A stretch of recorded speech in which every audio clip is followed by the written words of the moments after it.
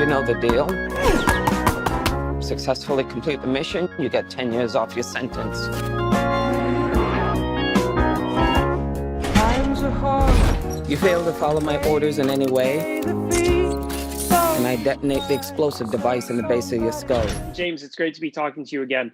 Thank you for unleashing this on the world.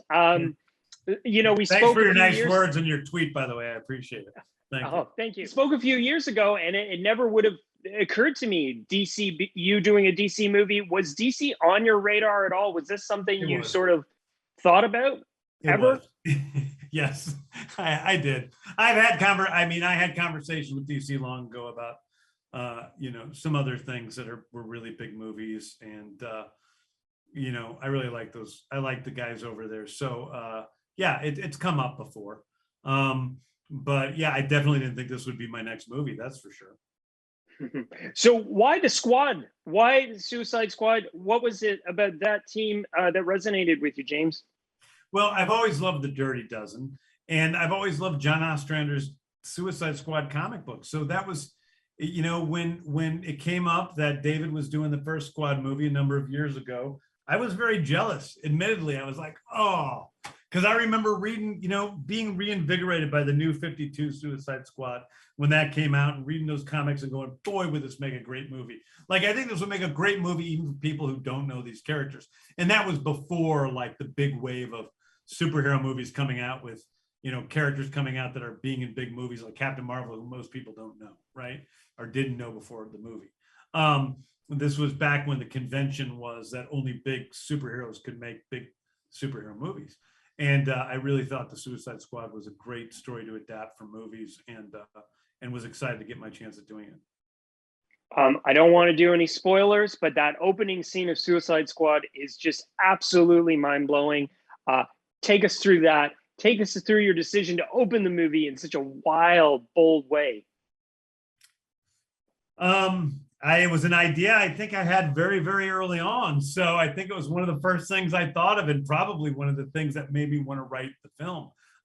Because what I did do with this movie is when they offered it to me, they offered me different movies, and I went and took some time to figure out what I wanted to do. And the way I figured out was just kind of writing ideas down and writing basic treatments for the different ideas I was considering. And there was something to me that just sung about the Suicide Squad. And in that few weeks was when the basic plot was written, you know, the opening, the stuff with Harley, the Starro stuff, all of that stuff came on very early on and has remained consistent since then. Who died and who lived has changed a lot since I first started writing it. But at the beginning, that was one of the first things I imagined. And being able to do Saving Private Ryan opening with superheroes was exciting to me. And, you know, we built that whole beach and everything. How did you go about selecting the team? Suicide Squad has many different members over the years.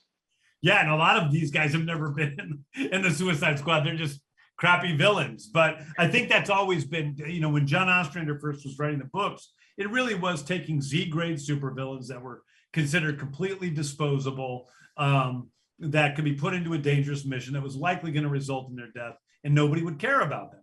And so I really just looked at all of the DC villains to see who I wanted to use. And when John was first writing the books, he was not allowed to use Catwoman or the Riddler or Lex Luthor because those characters were doing other things in other books. So he had to choose from who he thought were the shitty supervillains. And he found that that was a great strength, you know, in doing that, with using Captain Boomerang and Deadshot and whomever. And so I basically did that same thing with, you know, characters like Polka Dot Man or Ratcatcher, you know, the Javelin, people that nobody has any idea who they are. Even I didn't really know who Javelin was. I knew Polka Dot Man. I didn't even know Javelin. So, is there a center of this movie? Is there a center for you? I feel like there's so many different characters that people are going to fall in love with. Obviously, Harley Quinn, great standout from the first one. But, you know, Ratcatcher too, another villain that not a lot of people might know, or Polka Dot Man for that matter. Yeah. I mean, listen, I think in many ways, Ratcatcher 2 is the heart of this movie. She is us. She is the one who comes in and is like, who are these insane people? And she's so pure of spirit and young and idealistic, you know? So I think we see things through her a lot. I think we see things through Rick Flag, who is, who's clutched, white knuckle clutched onto his ideals through many years of doing things that are morally questionable, but he believes in the United States. He believes that at the end of the day, they're good, and comes to face exactly what that is in this movie. And it's sort of heartbreaking that way. And then there's like, Bloodsport really being on a journey about what is masculinity, what is it being a man, what is being a leader. And I think it's very different than what people are going to think it is. And then of course, Harley's journey to do what God brings her to do, and the way she sees that. So it is a multi-protagonist film in terms of we could see it through each of them in different ways. James, how did this reinvigorate you as a filmmaker? I mean, it is, like I said at the beginning, so wild and so bold and so big and ambitious. How did it change? How did the process change you?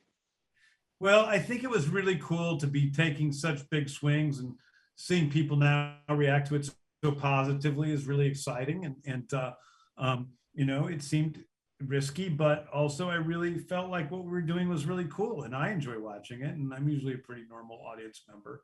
And so I think that it was I think that it just from the beginning, for me, this movie was, I have made movies for a while now, and you start to lose touch, you start to get bored, really. You start to lose touch with why I did this in the first place, and money becomes more important, and making deals and egos and all of these things. And so my commitment to myself for this movie was just to return to a place of pure creativity first and foremost, and sort of how it ends up is how it ends up. That's the results aren't in my control. Only what's in my control is what I was doing each and every day to make it as great of a story as I could have. And through that commitment to creativity, I rediscovered why I truly love making movies, and why I love the collaborative process of making movies. And so for me, that's really what this film was about. And it's something that I'm not going to forget. It's something that I'm keeping with me, that this is not, I don't want to change from that. People are going to fall in love with King Shark. How did you land on Mr. Stallone to voice that character? I mean, I wrote the character for Sly. I know Sly because I met him in the first Guardians, and we've remained close since. I thought he would be great for King Shark. And then it came time to cast King Shark, and we weren't sure, and I didn't want to offer it to Sly and then have it not work out because he's Sly, And so we actually tried some different voice actors, and I just couldn't find the right voice for the character. We started to develop him physically, and he eventually, we found his shape and what he looked like, but I couldn't find his voice. No voice sounded good inside him. And we went through a lot of different people. And I think I got to go back to Sly. I got to go back to where it started. And I called him up. I asked him if he wanted to do this. I said, I got a voice role for you. I wrote it for you. It's a big, dumb walking shark. And he goes, oh, thank you. And and he's like, anything for you, brother. And then he came in and did the thing and instantly took to it. Was much more animated than you imagine Sylvester Stallone being, because he's running around, new dumb friends, and he's running all over the place. And he's just like, this dude has life that, most, 22-year-olds don't have. He just turned 75. It's incredible, right? I mean, the guy's incredible. So he was perfect. He really brought him to life. How did the experience making Suicide Squad change, or if anything, how's it going to affect what you're going to do with Guardians of the Galaxy 3?